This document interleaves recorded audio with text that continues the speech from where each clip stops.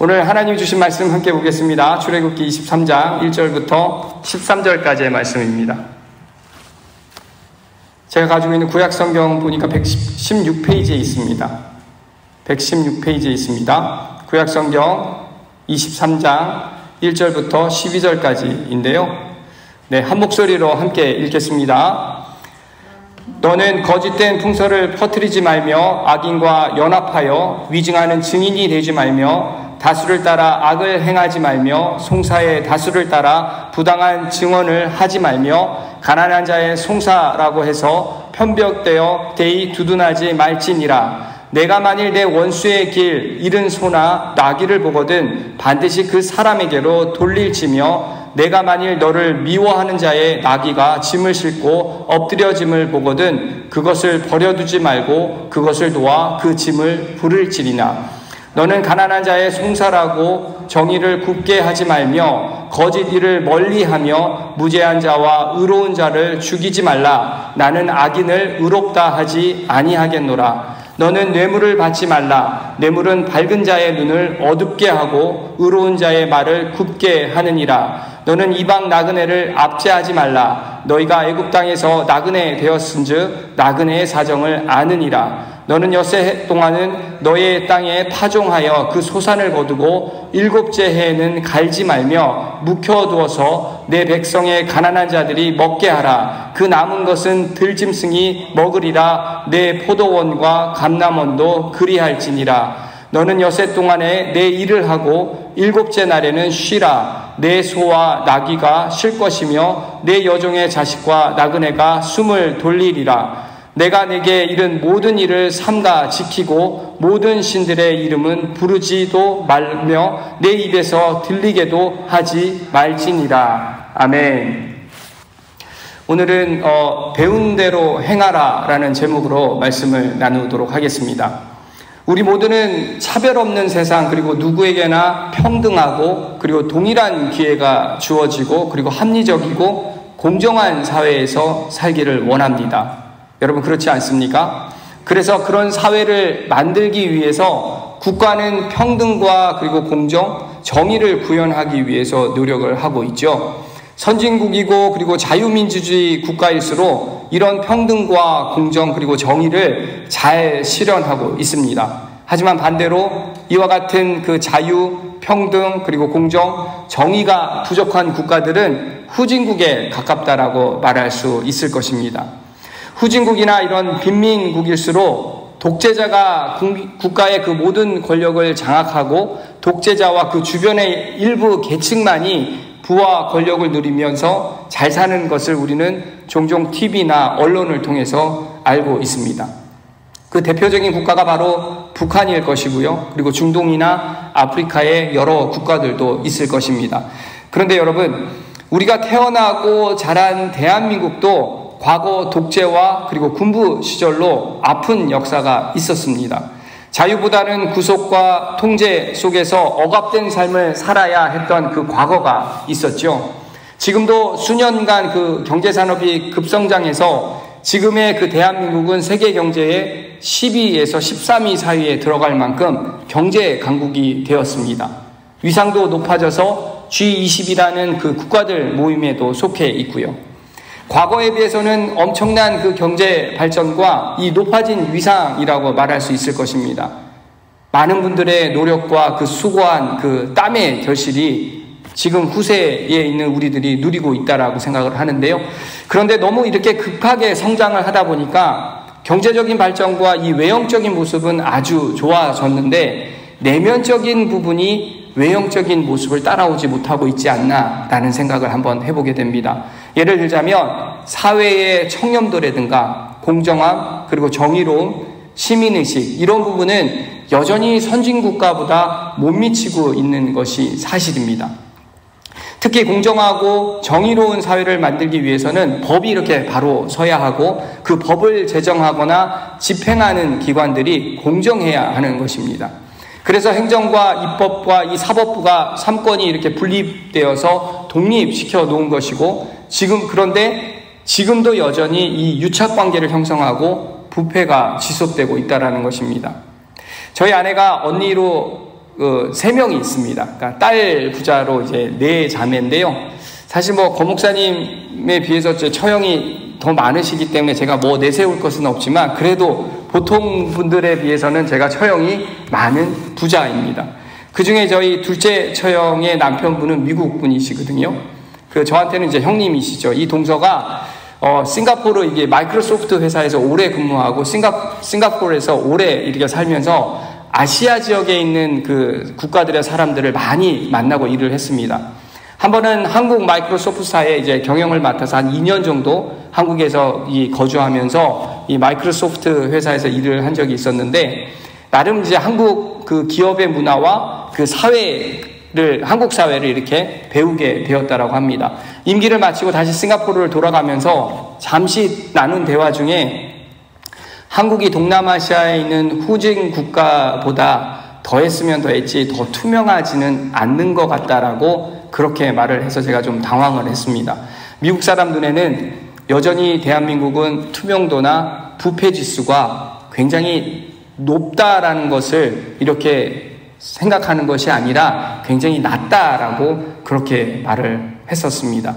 이처럼 정경유착, 그리고 검언유착, 법경유착, 정언유착 이런 모든 단어들이 사회 전반에 깊숙이 관여되어서 연결이 되어 있다 보니까 우리나라가 선진국으로 도약하는데 큰 걸림돌이 되고 있다는 것이죠. 여러분 특히 전관예우라는 말 여러분 잘 아시죠? 통상적으로 법조계에서 쓰는 말입니다.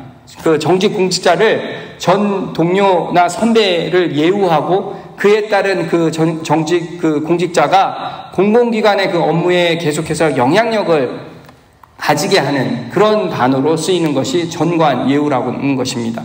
이 전관예우가 지금까지도 지속이 되고 있습니다. 그 퇴임한 판사나 검사들이 큰 로펌에 이렇게 스카웃되고 이후에 그들이 맡은 소송은 100% 승소할 수 있게 한다라는 것입니다. 그러다 보니까 로펌 회사들이 현직에 있는 판사나 검사들을 미리 그렇게 유대관계를 잘 맺게 하고 그리고 서로에 의해서 그 이해관계를 형성하면서 유리하게 판결을 내게 한다라는 것이죠. 모두가 다 그렇게 이게 유착이 되어 있다라는 것은 아닙니다. 하지만 이 전관예우라는 것이 그들 속에서는 전통으로 계속 대물림되는 현상이고 그리고 지금도 그렇게 존재하고 있다라는 것이죠. 이처럼 세상은 여전히 법과 질서 속에서 역시 나와의 그 이해관계가 형성이 되는 것이고 그렇게 반영이 되고 그렇게 적용이 되고 있다라는 것이죠. 공정과 정의와 이 평등이라는 말이 힘없는 약자들을 보호해야 하고 그리고 법 앞에서는 누구나 동일한 잣대로 적용이 돼야 함에도 때론 세상은 그렇지 않게 흘러가고 있다는 것입니다. 그런데 여러분, 하나님은 5,000년 전 훨씬 이전에 이런 인간들의 모습을 다 알고 계셨고 그리고 하나님의 자녀들에게는 진정한 정의로운 삶이 무엇인지를 말씀하셨다라는 사실입니다. 오늘 본문 말씀이 바로 이 정의로운 삶에 대한 지침을 하나님께서 말씀하고 계신 것인데요. 오늘 이 새벽에 저와 함께 하나님께서 그 말씀하시는 그 정의로운 삶이 무엇이고 우리들 삶에서 우리가 어떻게 그 말씀을 실천하고 살아야 하는지를 함께 알아가 보도록 하겠습니다. 그렇다면 정의로운 삶을 살아가려면 어떻게 해야 하는 것일까? 그 첫 번째 주시는 교훈은 개인적인 이해관계에 따르지 말라라고 말씀하고 계십니다. 1절부터 3절 말씀 우리 함께 다시 한번 읽겠습니다. 너는 거짓된 풍설을 퍼뜨리지 말며 악인과 연합하여 위증하는 증인이 되지 말며 다수를 따라 악을 행하지 말며 송사의 다수에 따라 부당한 증언을 하지 말며 가난한 자의 송사라고 해서 편벽되이 두둔하지 말지니라. 여러분, 거짓된 그 풍설을 퍼뜨린다라는 이 말은 내 이웃에 대해서 거짓 증거하지 말라는 그 10계명 중에 9번째 계명의 연장선이라고 우리가 말할 수 있습니다. 근본적으로 비방을 금지하는 하나님의 명령이라는 것이죠. 그리고 나서 바로 악인과 연합해서 위증하는 증인이 되지 말라라고 이렇게 말씀하고 계십니다. 이는 사악한 무리와 범죄한 친구들과 연합하여 증인이 되지 말라라고 말씀하고 있는 것이죠. 거짓과 음모를 꾸미는데 개입되는 그러한 행위, 사악한 무리와 연합해서 결탁하는 행위를 결코 하지 말라라고 말씀하고 계신 것입니다. 그리고 다수를 따라 악을 행하지 말며 말고 송사의 다수를 따라 부당한 증언을 하지 말라라고 말씀하고 계십니다. 이 문장을 히브리 원어로 보니까 이 문장의 첫 번째 단어가 절대적인 금지를 뜻하는 단어인 이 부정어 로라는 단어가 처음에 딱 쓰여져 있습니다.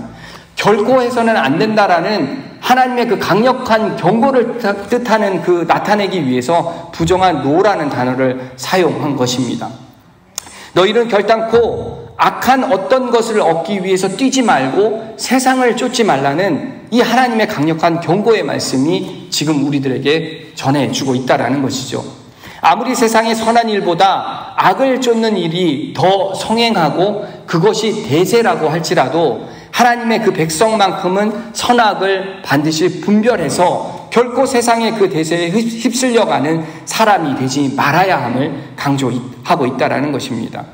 여러분, 세상에는 다수와 소수의 원리가 있습니다. 아무리 우리가 다수가 맞다 하더라도 때론 그 다수의 원리가 그 개인들의 만족에 따라서 오류를 낳을 수도 있다라는 것이죠.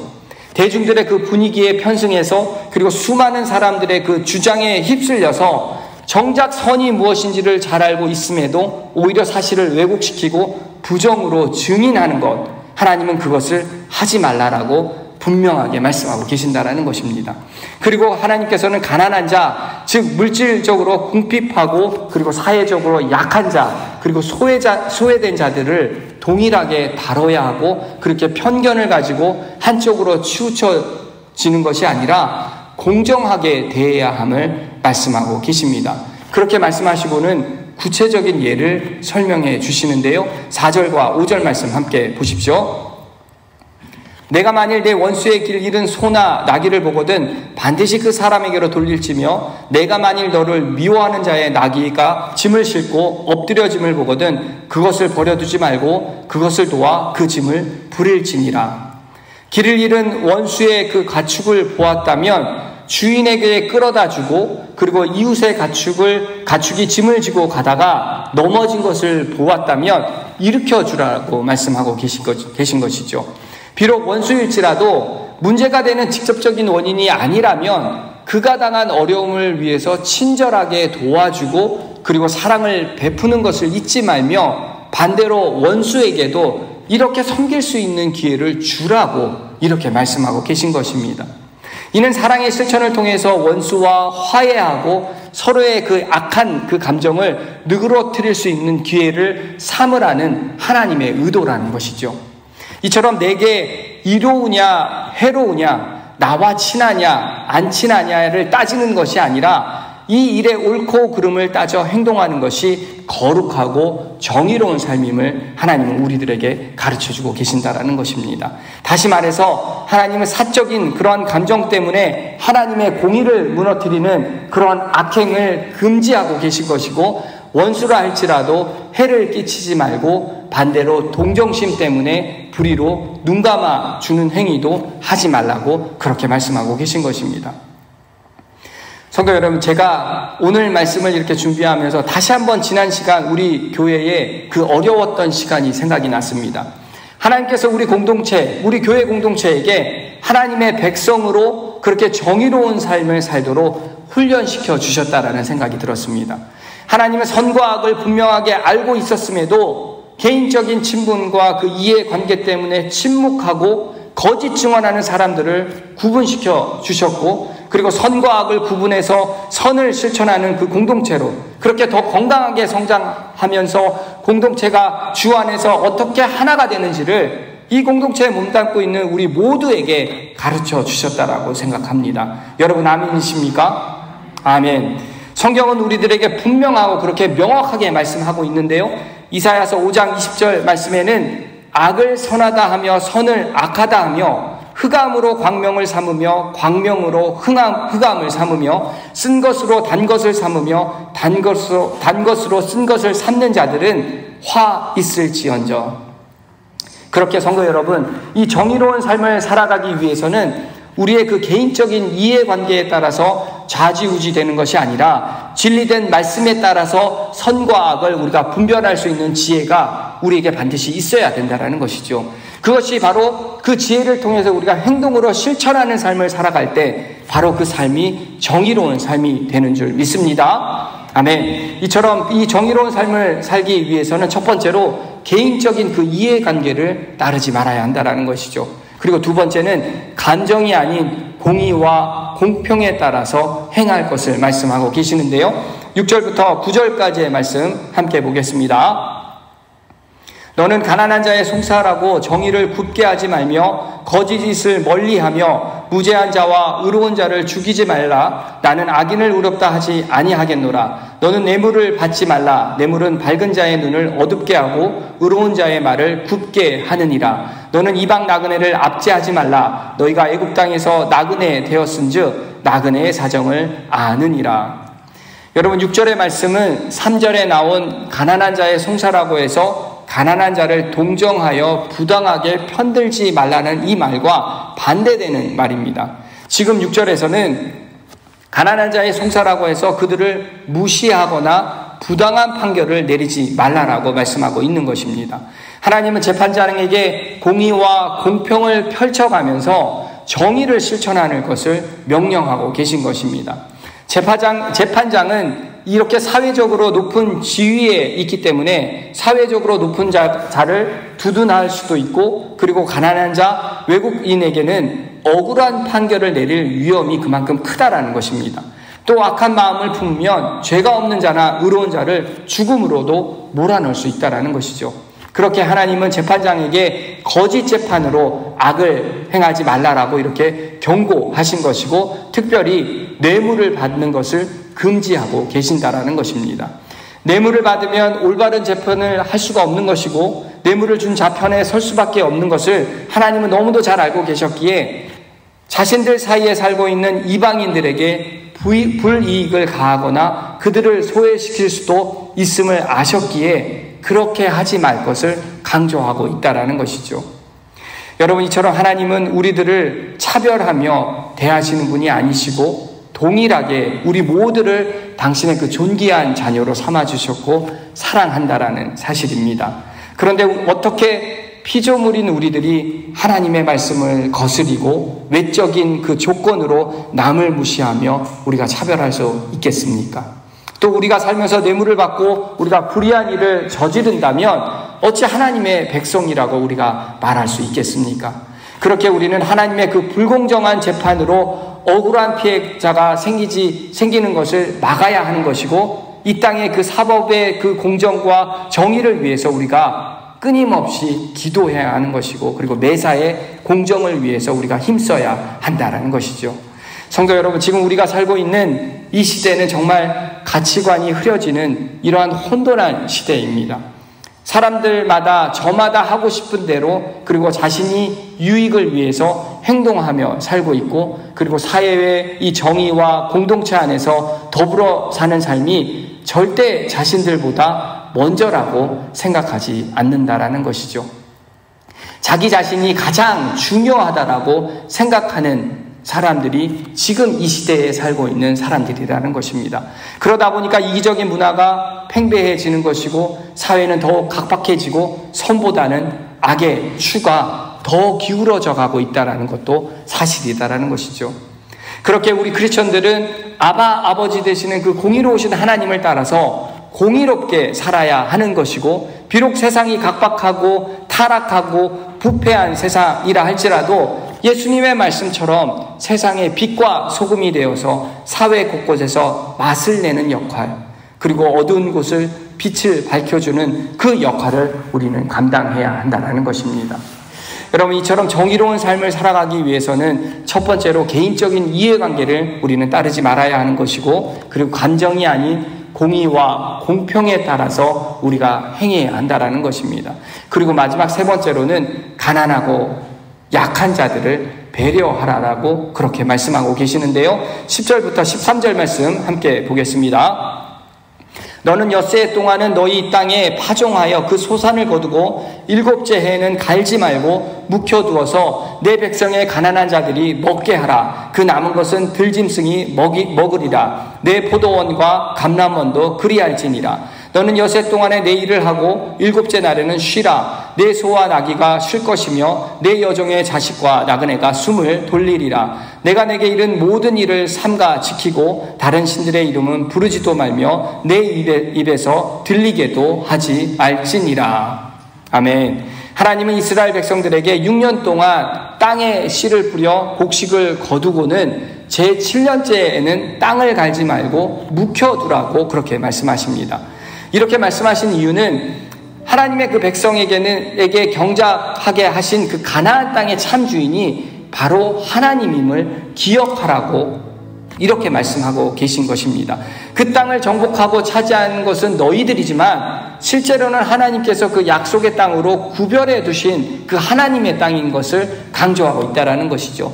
그렇기 때문에 하나님께로부터 받은 이 가나안 땅을 이스라엘 백성들은 그 땅을 다시 하나님께 돌려드리는 것은 너무도 당연하다라고 이렇게 말씀하고 계신 것입니다.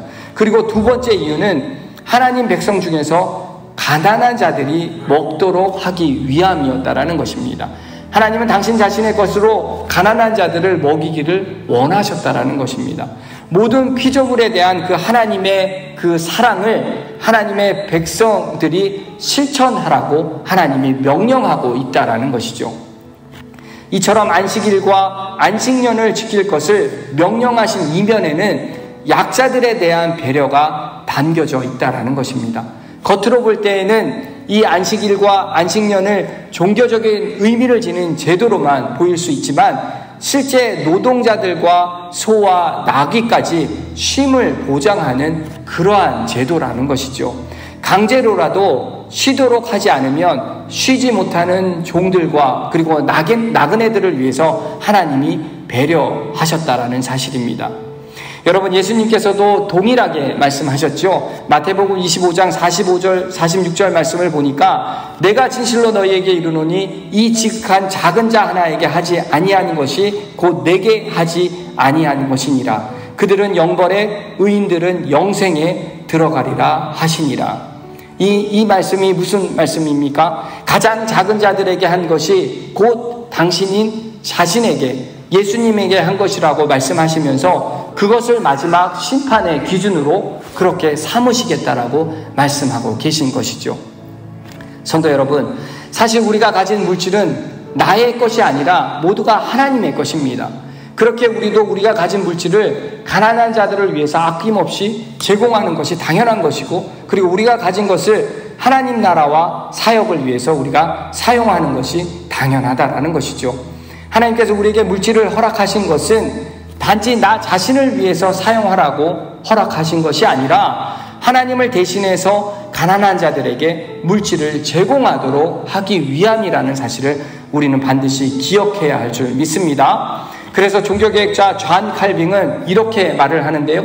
부자의 물질은 가난한 자들을 구제하기 위해서 하나님께서 맡기신 것, 이렇게 말을 하고 있습니다.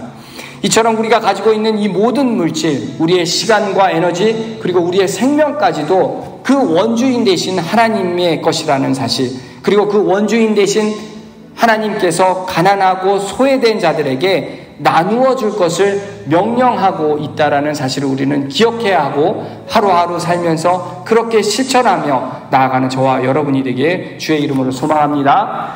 성도 여러분, 오늘의 말씀의 제목을 제가 배운 대로 행하라 라고 말씀을 정했습니다.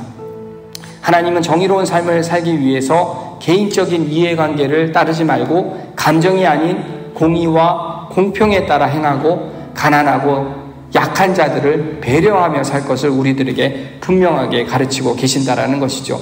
여기 앉아있는 모든 분들은 누군가에게 말씀을 전해 들었고 그리고 하나님의 말씀을 배우셨습니다. 그렇게 배우셨고 그리고 지금 그 배운 대로 행하며 실천하며 살아가는 줄 믿습니다. 그렇게 이제는 신명기 6장의 말씀처럼 우리가 그 말씀을 가르쳐야 된다라고 생각을 합니다. 혼탁하고 이 어지러운 세상 속에서 우리 자녀들이 말씀 위에 건강하게 성장할 수 있도록, 그리고 정의로운 삶을 살아갈 수 있도록, 우리가 배운 대로 그렇게 살아갈 수 있도록 우리 자녀들, 그 다음 세대를 위해서 부지런히 하나님의 말씀을 가르치는 저와 여러분 모두가 되시길 주의 이름으로 축원드립니다. 아멘. 함께 기도하겠습니다. 하나님, 오늘도 우리들에게 정의로운 삶에 대해서 다시 한번 생각하게 하시고 하나님의 말씀을 배운 대로 행하며 살아가는 진정한 그 정의로운 삶이 무엇인지를 깨닫게 해주셔서 감사합니다. 우리 교회 공동체가 그 정의로운 삶을 살도록 훈련시켜 주시고 또 선과 악을 구분하고 선을 실천하는 그러한 공동체로, 더욱 건강한 공동체로 세워 주시옵소서. 주 안에서 하나됨을 소중한 그 하나됨의 그 소중함을 깨닫게 해주셔서 감사합니다. 이제 우리가 가진 것을 하나님 나라와 그 사역을 위해서 사용하게 하시고 이 세속적인 세상 속에서 살아야 하는 우리 자녀들에게 부지런히 하나님의 말씀을 가르치며 그 다음 세대를 세우는 일에 힘쓰는 저희 모두가 되게 하여 주시옵소서. 오늘도 우리에게 주신 그 말씀대로 행하며 살겠습니다. 이 모든 말씀 살아계신 예수 그리스도의 이름으로 간절히 기도드리옵나이다. 아멘.